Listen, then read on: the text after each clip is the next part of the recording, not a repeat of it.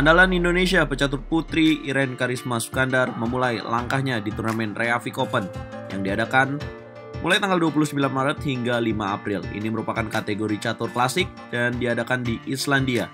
Irene di babak pertama berhadapan dengan kandidat master dari Inggris, Lohia Sohum. Bagaimana permainannya? Karena Irene mampu menang dengan hanya 28 langkah.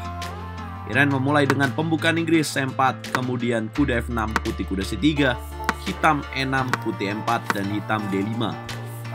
Pembukaan Inggris, Irene memiliki dua pion di petak C4 dan E4. Sang lawan merespon dengan langkah D5, seperti pembukaan Prancis.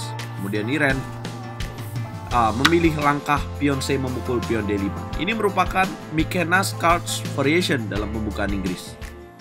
Hitam memukul balik dengan pion, putih E5, hitam D4, terjadi pertukaran kuda, kemudian Irene gajah B5 skak.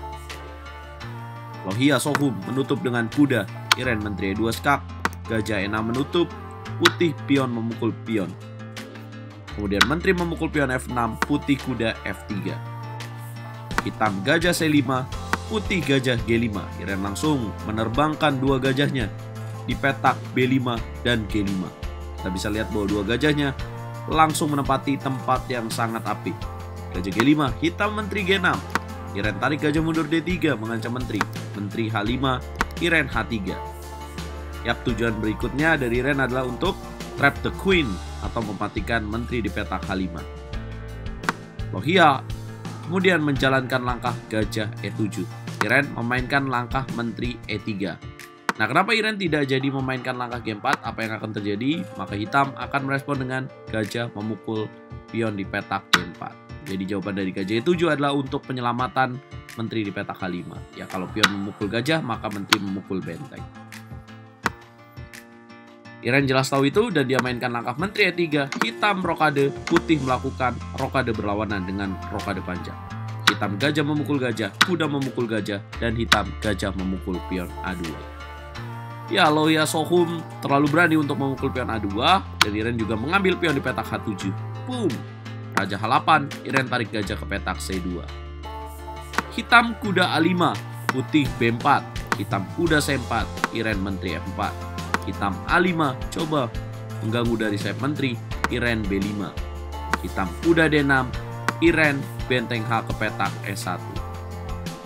Hitam benteng A ke petak E8. Ini merupakan langkah blunder di langkah ke-22 yang membuat Irene bisa menekan dengan langkah B6.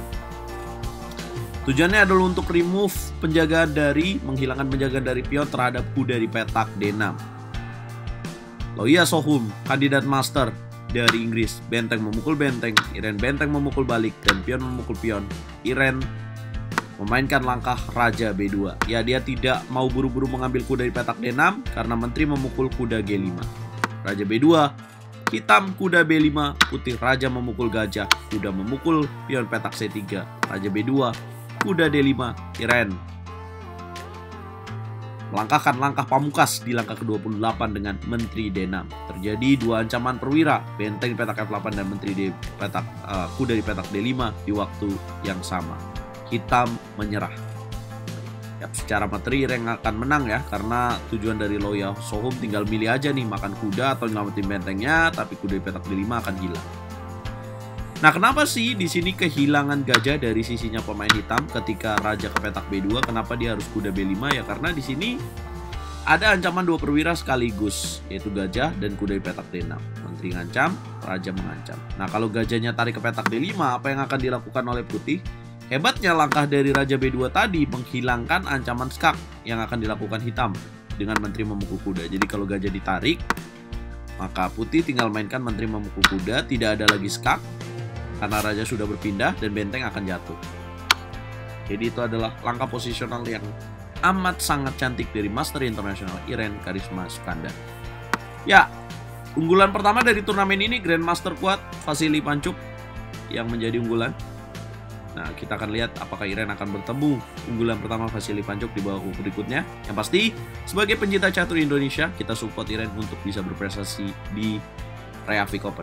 Karena Irene bisa dibilang satu contoh nyata dari atlet catur Indonesia berani tampil di luar negeri. Jangan lupa like, share, dan subscribe.